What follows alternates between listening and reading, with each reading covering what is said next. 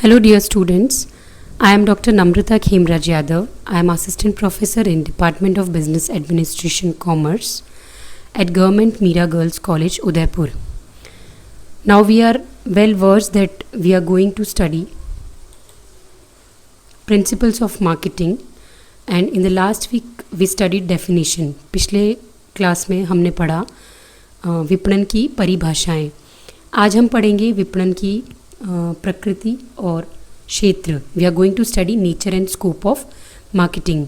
मैं दोनों languages use करूँगी, इंग्लिश और हिंदी दोनों, ताकि स्टूडेंट्स का जो भी मीडियम हो वो अपने हिसाब से उस चीज़ को स्टडी करें. ये यूनिट फर्स्ट को मैंने वापस रिपीट किया है ताकि हमें आइडिया लगे कि हम कौन से टॉपिक्स पे चल रहे हैं. सबसे पहले है nature of marketing.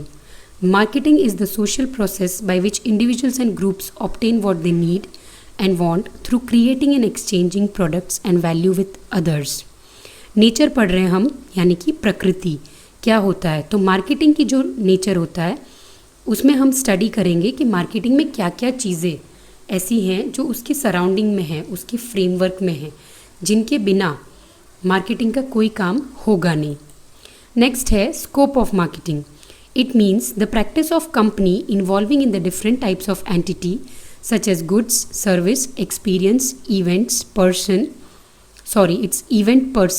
organization, information ideas, properties, customer support and satisfaction, etc. In the scope, we will be including all the things related to marketing. Marketing से जुड़ी हुई कौन सी चीज़ हैं, कौन से क्षेत्र हैं जिसमें हमें काम करना पड़ेगा एज मार्केटिंग मैनेजर. आपकी बुक्स में मार्केटिंग का स्कोप और नेचर दोनों को कंबाइनली कलेक्टिवली स्टडी कराया गया है और उसके 7 डिफरेंट अप्रोचेस लिए हैं. वो अप्रोचेस किसी ना किसी चीज़ पे, कॉन्सेप्ट पे बेस्ड हैं, फोकस करते हैं. तो let us study this concept, this approaches. First is distribution of goods and services approach. All those activities which involves flow of goods and services from producer to consumer are included in this approach. Second is commodity approach. Commodity serves as a focus around which all other aspects are studied. Next is functional approach. It includes functions such as buying, selling, storage, transportation, financing, research, etc. Next is managerial approach. The main focus is on decision making process, and it says that marketing is purely a management function. Societal approach. The entire marketing is a means by which society meets its own consumption needs. Next is systems approach. The focus is the analysis of the flow of marketing components and communications from the marketers to the consumers. और last है consumer satisfaction approach. The main focus is on the satisfaction of the consumers, and it explains that marketing starts and ends with the consumers. Again, in approaches के बारे में बता रही हूँ. First है goods और सर्विसेज को कैसे डिस्ट्रीब्यूट करते हैं प्रोड्यूसर से कंज्यूमर तक, उस चीज़ पे फोकस करने की सारी एक्टिविटीज़. सेकंड है कमोडिटी अप्रोच. इसके अंदर कोई पर्टिकुलर कमोडिटी, कोई कपड़ा है एज कमोडिटी, कोई फूड है एज कमोडिटी, कोई स्टेशनरी आइटम है एज कमोडिटी, तो उस कमोडिटी के अकॉर्डिंग आपकी सारी मार्केटिंग की एक्टिविटीज़ होंगी. थर्ड है फंक्शनल. क्या फंक्शंस ज़रूरी हैं कोई पर्टिकुलर प्रोडक्ट की मार्केटिंग करने के लिए, उस फंक्शंस को फोकस करते हुए मार्केटिंग की जाती है, वो है फंक्शनल अप्रोच. इसमें हमने लिखा है buying, selling, storage, transportation, financing. तो इन सब से और अच्छे से क्लियर हो जाता है कि ये अप्रोच क्या कह रहा है. फिर है मैनेजरियल अप्रोच, मतलब सारी चीज़ों को मैनेज कैसे करना, वो चीज़ को फोकस करता है. नेक्स्ट है सोसाइटियल अप्रोच, मतलब सोसाइटी के अपने जो नीड्स होते हैं उनके कंजप्शन के लिए किस चीज़ पे फोकस करना है मार्केटिंग करते समय, ये फोकस सोसाइटल अप्रोच में आता है. The next is systems approach में होता है कि सारी चीज़ें स्टार्टिंग से लेकर लास्ट तक सिस्टमैटिकली कम्युनिकेट हो मार्केटर्स से लेकर कंज्यूमर्स तक, उस चीज़ पे फोकस किया जाता है मार्केटिंग करते समय. और लास्ट है कंज्यूमर सेटिस्फेक्शन, जिसमें क्या कहा जा रहा है कि जो कस्टमर है, जो कंज्यूमर है, he is the king of the market, so उसके सेटिस्फेक्शन को मेन फोकस बनाकर मार्केटिंग किया जाता है। तो ये हो गए सारे अप्रोचेस जो एक्सप्लेन करते हैं nature and scope of marketing. Hindi में डिटेल्स थोड़े डिफरेंट हैं, बट फ्रेमवर्क में सारी चीज़ें एक जैसी हैं। इंग्लिश के ऑथर्स ने अपने हिसाब से चीज़ें लिखी हैं, हिंदी बुक्स के ऑथर्स ने अपने हिसाब से चीज़ें लिखी हैं। अब हम पढ़ते हैं विपणन की प्रकृति, या इसे कहा जाएगा विपणन की प्रकृति एवं क्षेत्र। विपणन एक प्राचीन कला है और हर जगह है। औपचारिक या अनौपचारिक रूप से लोग और संगठन बड़ी संख्या में गतिविधियों में संलग्न होते हैं, जिन्हें विपणन कहा जा सकता है। विपणन एक मानवीय क्रिया है। अब प्रकृति और क्षेत्र को क्रियाओं में विभाजित किया गया है। हम इनको पढ़ रहे हैं पॉइंट वाइज। पहला है एक मानवीय क्रिया है। विपणन को एक मानवीय क्रिया इसीलिए कहा गया है कि विपणन का कार्य मनुष्यों द्वारा मनुष्यों के लिए किया जाता है। आज विपणन कार्य में यंत्रों का उपयोग भी किया जाने लगा है, लेकिन उनका संचालन मानव द्वारा ही किया जाता है। अतः विपणन एक मानवीय क्रिया है। नेक्स्ट है सामाजिक आर्थिक क्रिया। विपणन एक आर्थिक क्रिया इसीलिए है कि यह लाभ के लिए की जाती है, लेकिन इसके साथ यह एक सामाजिक क्रिया भी है, क्योंकि यह कार्य समाज के भीतर रहकर एवं समाज के लिए ही किया जाता है। अतः विपणन एक सामाजिक आर्थिक क्रिया है। विपणन का आधार है विनिमय। विनिमय का अर्थ है लेन देन। इसके लिए बिना विपणन क्रिया संभव नहीं है। अतः विनिमय को ही विपणन का आधार माना गया है। विपणन उत्पादक एवं उपभोक्ता के मध्य मूल्य के बदले वस्तु या सेवा के आदान प्रदान की एक क्रिया है। फिलिप कोटलर ने लिखा है कि विपणन का अस्तित्व तब उत्पन्न होता है जब लोग विनिमय द्वारा अपनी आवश्यकताओं एवं इच्छाओं को संतुष्ट करने का निर्णय लेते हैं। फिलिप कोटलर का मानना है कि विनिमय प्रक्रिया के लिए इन शर्तों का पूरा होना आवश्यक है। शर्तें बताई हैं कि विपणन में जो विनिमय होता है उसके लिए क्या शर्तें होती हैं।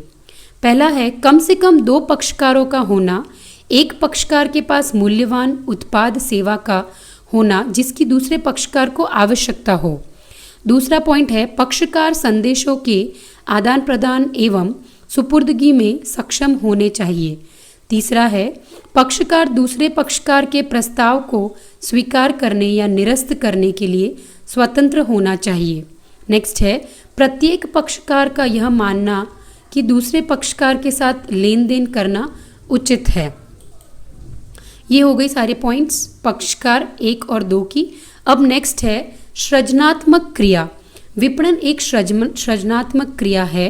विपणन उत्पादों में विभिन्न प्रकार की उपयोगिताओं का सृजन करता है, जिससे उत्पाद मूल्यवान हो जाता है।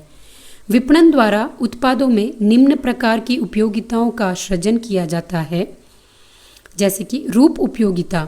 उत्पाद के एक रूप में आवश्यक गुणों का समावेश कर उसे रूप उपयोगिता प्रदान की जाती है, जैसे कपास से कपड़ा, गन्ने से चीनी एवं गुड़ आदि। स्थान उपयोगिता उत्पाद को आवश्यकता के स्थान पर पहुंचाकर उसमें स्थान उपयोगिता का सृजन किया जाता है, जैसे पत्थर की खानों से पत्थर शहरों तक पहुंचाना आदि। समय उपयोगिता उत्पादकों द्वारा उत्पाद को समय पर ग्राहकों को पहुंचाकर उसमें समय उपयोगिता को सृजन किया जाता है, जैसे बरसात के मौसम में छाता एवं बरसाती उपलब्ध कराना आदि। नेक्स्ट है स्वामित्व उपयोगिता। उत्पादों का स्वामित्व हस्तांतरण कर उनमें स्वामित्व उपयोगिता का सृजन किया जाता है, जैसे हिंदुस्तान यूनिलीवर द्वारा अपने उत्पाद ग्राहकों तक पहुंचाना आदि। ज्ञान उपयोगिता उत्पादक या वितरक द्वारा उत्पाद को प्रयोग करने की विधि, प्रयोग करते समय सावधानी बरतने की सलाह आदि बातों की जानकारी देकर उत्पाद से ज्ञान उपयोगिता का सृजन किया जाता है। इस प्रकार स्पष्ट है कि विपणन एक सृजनात्मक क्रिया है। नेक्स्ट आ गई प्रक्रिया, उपभोक्ता प्रधान प्रक्रिया। उपभोक्ता विपणन का केंद्र बिंदु है, अतः विपणन की सारी क्रियाएं उपभोक्ता की आवश्यकता, रुचि, फैशन आदि को ध्यान में रखकर ही की जाती है। इसीलिए विपणन को उपभोक्ता प्रदान प्रक्रिया कहा गया है। विपणन का प्रारंभ उपभोक्ता की इच्छा एवं आवश्यकता की जानकारी से होता है तथा उपभोक्ता की इच्छा एवं आवश्यकता की संतुष्टि के साथ विपणन क्रिया संपन्न हो जाती है। सार्वभौमिक क्रिया, चाहे आप किसी भी धर्म या संस्कृति को मानने वाले हों, किसी भी देश या काल में निवास कर रहे हों, बिना विपणन के आपका कार्य नहीं चलेगा, क्योंकि विपणन कार्य सर्वत्र किया जाता है। यहाँ तक कि बिना विपणन के संपूर्ण समाज और सभ्यताओं के कार्य अधूरे रह जाएंगे। अतः यह कहा जा सकता है कि विपणन एक सार्वभौमिक क्रिया है। विपणन विज्ञान एवं कला दोनों हैं। विज्ञान के कुछ निश्चित सिद्धांत होते हैं जिनको खोज एवं अनुभव के आधार पर स्थापित किया जाता है। विपणन एक विज्ञान है क्योंकि विपणन कार्य कुछ निश्चित सिद्धांतों के आधार पर किया जाता है। कला किसी कार्य को करने का एक सर्वोत्तम ढंग है जिसके लिए निरंतर अभ्यास एवं चातुर्य की आवश्यकता होती है। इन सिद्धांतों का उपयोग करने के लिए निरंतर अभ्यास एवं चातुर्य की आवश्यकता है, इसीलिए विपणन कला भी है। अतः यह कहा जा सकता है कि विपणन विज्ञान एवं कला दोनों हैं। विपणन विक्रय से भिन्न है। विक्रय में विक्रेता उपभोक्ता को वस्तु बेचकर संतुष्ट हो जाता है तथा इस बात पर कोई ध्यान नहीं देता है कि उपभोक्ता को उस वस्तु से संतुष्टि प्राप्त होगी या नहीं, जबकि विपणन में उत्पाद का निर्माण ही उपभोक्ता की आवश्यकता एवं इच्छा को ध्यान में रखकर किया जाता है। अतः यहाँ यह कहा जा सकता है कि विपणन विक्रय से बिल्कुल अलग है। गतिशील प्रक्रिया, विपणन कार्य कभी बंद नहीं होता, यह सदैव चलता रहता है। विपणनकर्ता हमेशा बदलती हुई ग्राहक की रुचियों, फैशन, पसंद आदि पर ध्यान देता रहता है, जिससे उत्पाद को ग्राहक के लिए और अधिक उपयोगी बनाया जा सके। अतः यह कहा जा सकता है कि विपणन एक गतिशील प्रक्रिया है। व्यवसाय की संपूर्ण प्रणाली, बच्चों ये पॉइंट वाइज चीज़ें बहुत अच्छे से शॉर्ट में नोट डाउन करी गई है और ये आपके नोट्स शॉर्ट में हैं। जैसे मैं पिछले साल भी लिखवाती थी शॉर्ट में नोट्स, लेकिन बुक से आपको डिटेल्ड चीज़ें पढ़नी हैं। सारी डिटेल चीज़ें पढ़ोगे तो ही चीज़ें और ज़्यादा क्लियर होंगी और एग्ज़ाम में अच्छे से अच्छे आंसर्स लिख पाओगे। मैंने यहाँ पर जो नोट्स कंपाइल करके आपको पीपीटी के माध्यम से दे रही हूँ, जो वो आपकी समझ के लिए बेसिक नोट्स हैं जो आपको पूरा फ्रेमवर्क बताएंगे। इसीलिए ये चीज़ ज़रूर ध्यान रखना कि आपको इनकी डिटेल्ड स्टडीज़ करनी है। तो प्रकृति और क्षेत्र में पॉइंट्स बताए गए हैं, उसका आखिरी पॉइंट हम देख रहे हैं, व्यवसाय की संपूर्ण प्रणाली। इन पॉइंट्स को बच्चों आप खुद एक बार रीड करोगे तो बहुत अच्छे से क्लियर हो जाएगा कि ये पॉइंट्स कहना क्या चाह रहे हैं। विपणन की क्या प्रकृति है, यानी कि उसमें क्या क्या चीज़ें आती हैं और उसकी क्षेत्र क्या है, तो उसमें कौन से क्षेत्रों में विपणन को कार्य करना है, वो चीज़ें बहुत अच्छे से समझ में आएंगी। व्यवसाय की संपूर्ण प्रणाली, प्रोफेसर विलियम जे स्टैंटन के अनुसार विपणन पारस्परिक व्यावसायिक क्रियाओं की संपूर्ण प्रणाली है जो वर्तमान एवं संभावित ग्राहकों को उनकी आवश्यकता, संतुष्टि की वस्तुओं तथा सेवाओं के बारे में योजना बनाने, कीमत निर्धारित करने, संवर्धन करने एवं वितरण करने के लिए की जाती है। इस कथन से यह स्पष्ट है कि विपणन व्यावसायिक क्रियाओं की एक संपूर्ण प्रणाली है जिसमें एक और ये सभी व्यावसायिक क्रियाएं सम्मिलित है तथा दूसरी और ये सभी क्रियाएं आपस में एक दूसरे से संबंधित हैं, जो एक दूसरे से प्रभावित भी होती हैं। बच्चों, विपणन की प्रकृति और क्षेत्र इंग्लिश में है nature and scope of marketing. इनको मैंने नोट्स के पॉइंट्स में इस पीपीटी में समझाया है। नेक्स्ट जो मेरी वीडियो क्लास होगी उस क्लास में मैं इसी टॉपिक को कंटिन्यू करूँगी, पर उसमें मैं कुछ पिक्चर्स यूज़ करने वाली हूँ और उन पिक्चर्स के थ्रू इन चीज़ों को और डिटेल में एक्सप्लेन करने वाली हूँ। तो ये चीज़ें आप पढ़ें और इसके बेसिस पर मैंने एक असाइनमेंट क्वेश्चन दिया है जो नेक्स्ट स्लाइड में है, वो मैं आपको बता रही हूँ। तो वो असाइनमेंट भी सॉल्व करें, ये सब करोगे और उसके बाद वो पिक्चर्स वाली जो नेक्स्ट वीडियो क्लास है वो समझने की कोशिश करोगे, तो आपको ये चीज़ें बहुत इंटरेस्टिंग भी लगेंगी और आपको मज़ा भी आएगा। विपणन की प्रक्रिया में 2 पॉइंट्स और आ रहे हैं आगे, उन 2 पॉइंट्स को भी मैं एक्सप्लेन कर देती हूँ आपको। विभिन्न कार्यों की प्रक्रिया। विपणन विभिन्न कार्यों की एक प्रक्रिया है जिसमें उत्पाद नियोजन एवं विकास, विपणन अनुसंधान, मूल्य निर्धारण, माल के भंडारण एवं वितरण, विज्ञापन, विक्रय संवर्धन आदि कार्य संपन्न किए जाते हैं। अतः यहाँ यह कहा जा सकता है कि विपणन विभिन्न कार्यों की प्रक्रिया है। और लास्ट पॉइंट है अंतर विषयक विचारधारा। विपणन एक अंतर विषयक विचारधारा है क्योंकि अर्थशास्त्र, समाजशास्त्र, मनोविज्ञान आदि विषयों का विपणन पर गहरा प्रभाव पड़ता है।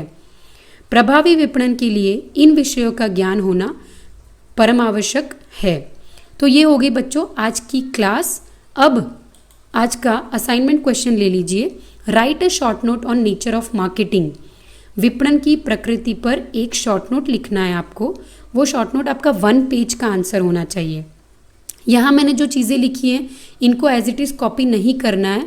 आप बुक से देखें, गूगल से सर्च करें, मेरे नोट्स अच्छे से पढ़ें और अपनी समझ से आपने विपणन की प्रकृति को, मार्केटिंग के नेचर को क्या समझा है वो आंसर आपको लिखना है।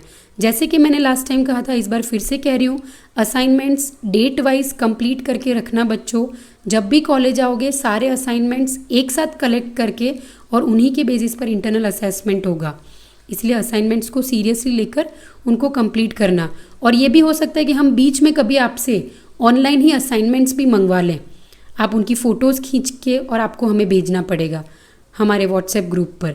इसीलिए बी अटेंटिव, ध्यान से पढ़ाई करो, असाइनमेंट्स भी कंप्लीट करो। एक बार फिर से मैं कहूँगी, wish you all the very best. आप सभी बच्चों को स्टडीज़ करते रहना, घर में रहना। Have a safe time. Thank you.